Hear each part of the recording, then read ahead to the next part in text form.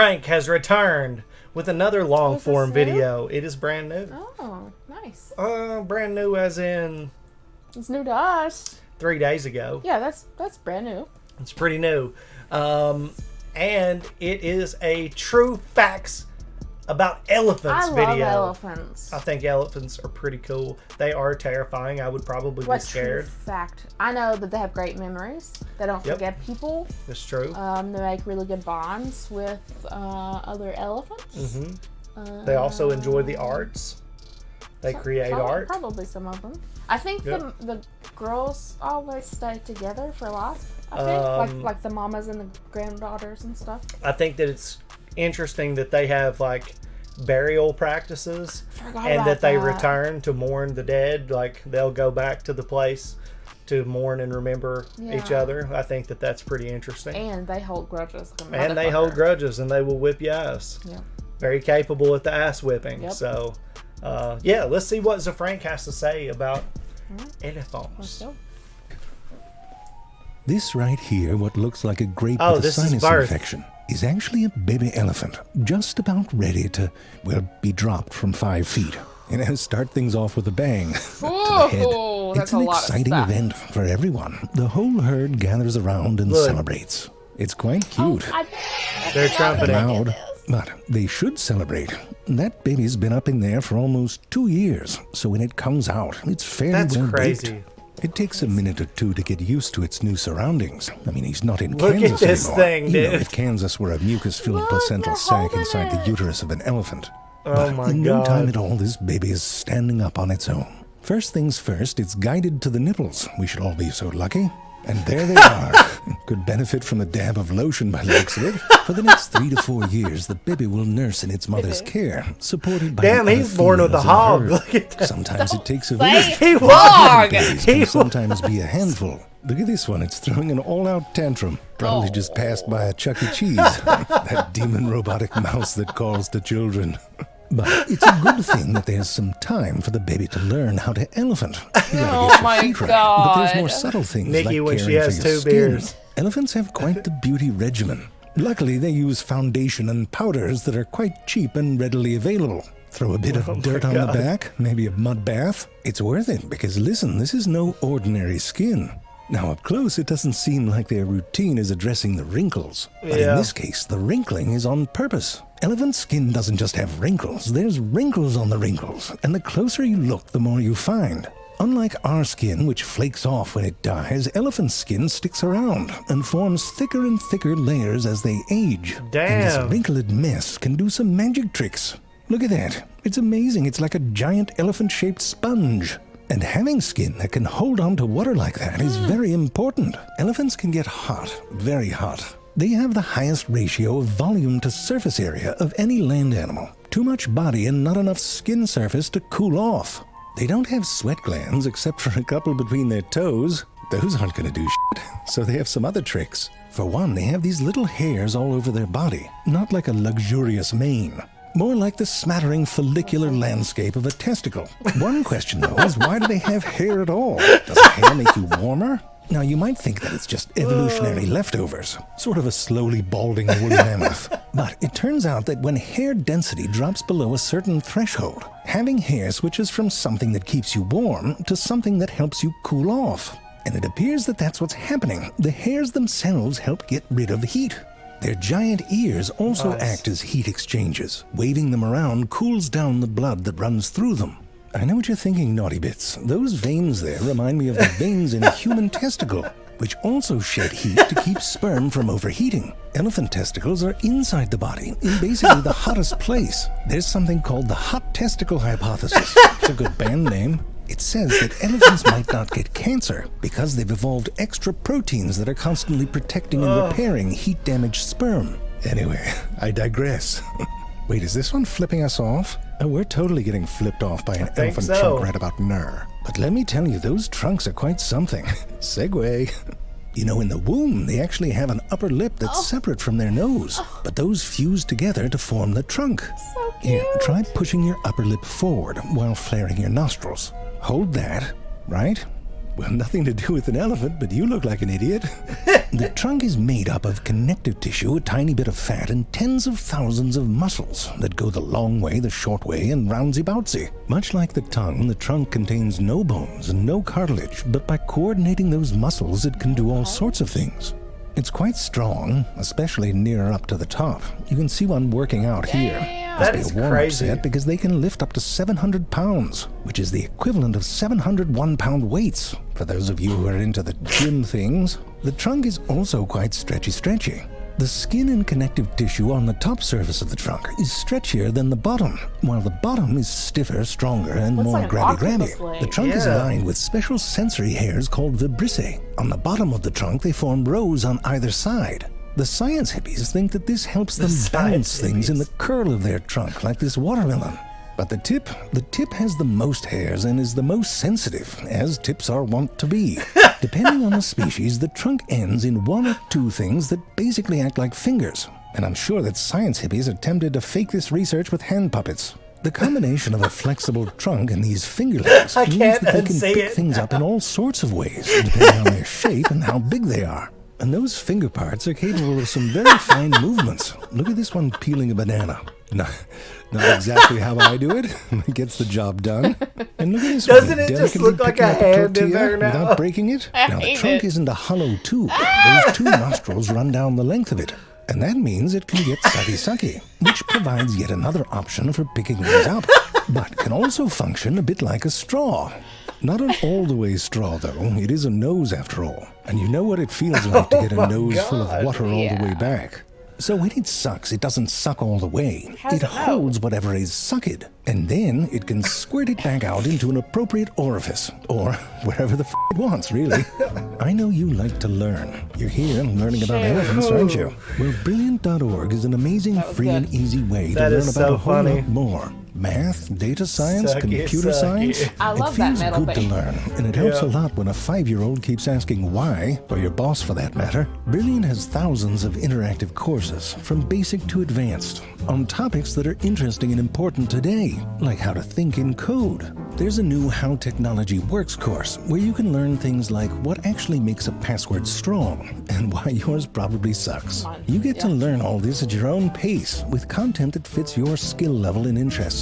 And listen, if you get stuck, there's hints and explainers so that you really understand a concept before you move on.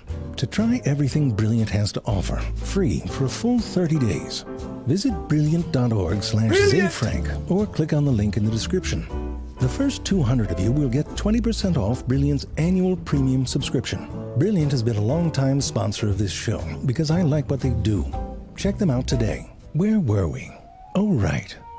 Elephants eat sticks and leaves and other crap a sensible person might rake up and throw in the green bin for pickup. Now, if you've tried, you'd know that it's not all that easy to eat those things. Imagine if the toothpick was the appetizer. But they have some good equipment. African elephants and male Asian elephants have tusks, which are their incisors. Female Asian elephants will often have little tiny incisors sticking out, called tushes. It's called a tush. Tusks and tushes don't help with the chewing, but they can scrape some bark off now and then. The business end of the mouth is in the back. Wow. Elephants have some big-ass molars back there, about the size of a brick. This is one, even though it looks like several. They chew all that woody crap front to back, not side to side like we do. And those teeth wear down. Luckily, they have 6 sets throughout their lifetime. When a new molar comes in, it doesn't come from below, it comes from behind. The old worn-down tooth is pushed forward, and then it breaks off in segments while the roots are reabsorbed. Honestly, once the last set of so teeth comes in, that's it. Those eventually wear down, and if the elephant lives long enough, it'll die. Makes sense, doesn't it?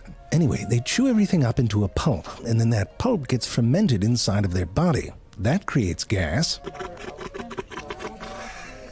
Told you. But the whole process only extracts about 20% of what went in the other side. The resulting dung still has some nutritional value. It's a pre-digested morsel for whoever wants another go at it. And many do, including other elephants. Ones that don't have the patience to wait for it to drop. So they get after it, so to speak. I mean, we blurred it, but imagine a snake trying to escape into an elephant's butt. You only did It is! Stop! The snake has to go into something different. No, not a different animal. No! You're really not getting it.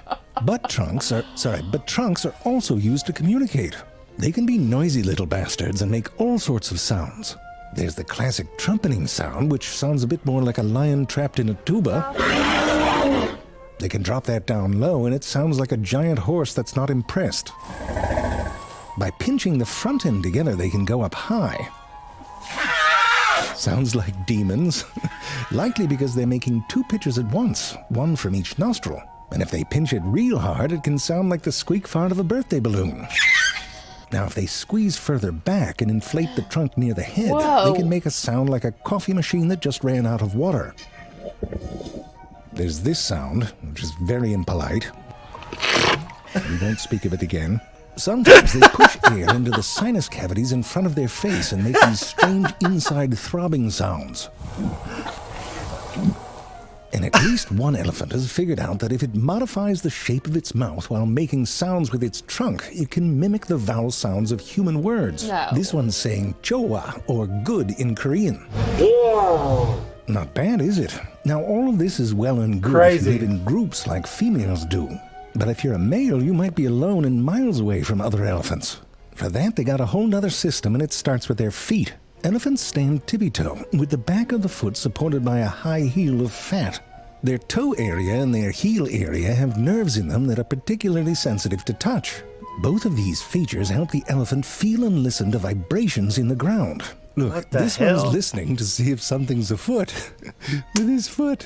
By stomping their feet or making low rumbles, elephants can create seismic waves that travel for miles through the ground, which is apparently louder than a man having a tantrum. When they reach another elephant, those waves travel up through the fat and through the bones of the elephant and up to its ears. The bones inside of the elephant's ear are especially large and tuned for these low-frequency vibrations.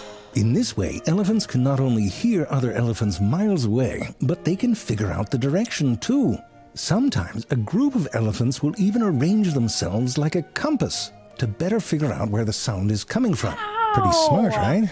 Well, elephants are smart, at least according to them. They're also narcissists. Elephants have some big brains. Look at that one. It's dead. They have roughly 3 times the neurons of a human brain, but they only have 1/3 of the neurons that we have in the thinky parts. But you get what you get, and they do seem to know how to use what they have. I mean, look at this. They can move objects and use them to reach high up food. If you put one in front of a mirror, it gets all into it. But the science hippies wanted to test if the elephant knew that it was looking at itself. So they painted an X on its face. And look at that. The elephant touched it. They do that It knows what's up, and it was totally checking itself out in the mirror. They seem to be aware of their own bodies. If you ask them to give you a handle that's attached to a mat that they're standing on, they understand that they have to move off of it first. And they can do teamwork too. You give them a 2-pulley situation where you can't go it alone, and they wait for another elephant to help out. Here's a variation on that, where there's still 2 pulleys but just 1 basket of food. Look at that, the big one takes it all for himself. What a dick. I mean, at this point, you're just f***ing with elephants. One of the areas where elephants have a lot more neurons than humans is in the part of the brain that deals with smelling. They're very good at it, and they can remember smells for a very long time. Here's an elephant casually walking by a pile of crap from an elephant she doesn't know. Gives it a sniff, as is the custom, and moves on. Now here's the same basic setup, but the turd is from her daughter, who she hasn't seen in 12 years. Now when she takes that whiff, she gets all excited. Goes back to check it out, ears flapping. It's like recognizing the perfume of your first crush. I mean, if they wore shit. You can do this experiment, by the way, and you don't need 12 years. Just go to Grandma's, take a shit in the living room, and hide in the closet. God. You'll know she loves you if she's happy to find it. Anyway, the daughter and mother were reunited, by the way. It'd be pretty messed up if they didn't do that. Yeah, dude. Now, starting at around 20 or 30 years, male elephants will sometimes go into something called must. Their hormones go crazy and they get all horny and aggressive. Sort of like intense puberty, but it gets very leaky. Like they're peeing, for example. Normally, elephants would be like this, very straightforward, to the point. What a hog, dude. But in must, they often don't drop their penis all the way, and it comes out in a dribble. And look at that, he's thwapping it with his tail. It all helps to spread the scent of this sexy time urine. And if that wasn't enough, they start leaking out of these temporal glands on the side of their head. What? That stuff stinks too, and they waft it around by flapping their ears. These smells actually have information about how fit and strong the male elephant is. Now, females might use this to judge the quality of a potential mate, but other males use it to figure out who's most likely stronger and would win in a fight. And that way, you can ideally avoid the fight altogether. One issue here is that females are... Jerry, why is this one kicking his penis? Is it part of must? What if it's not? Don't show it. It'll give people ideas. Well, it could become one of those TikTok challenges and then everyone's kicking their dicks, Jerry. You want that? All right, let's move on. One issue here is that females are only down for it in short windows of time, and males and females don't live in the same herds. So it's always a booty call, literally. Both females and males have a hookup rumble that can travel for miles. Here you can see science hippies playing a female estrus call and a confused male trying to figure out where it's coming from. Damn, that's what you do with a PhD, catfish an elephant. Now, when they do find each other, it's all over fairly quickly. A lot of build-up and stinky urine for about 45 seconds of payoff. And it's a bit of a clumsy affair, not really built for the Kama Sutra. It is cute that the male rests his trunk on the female.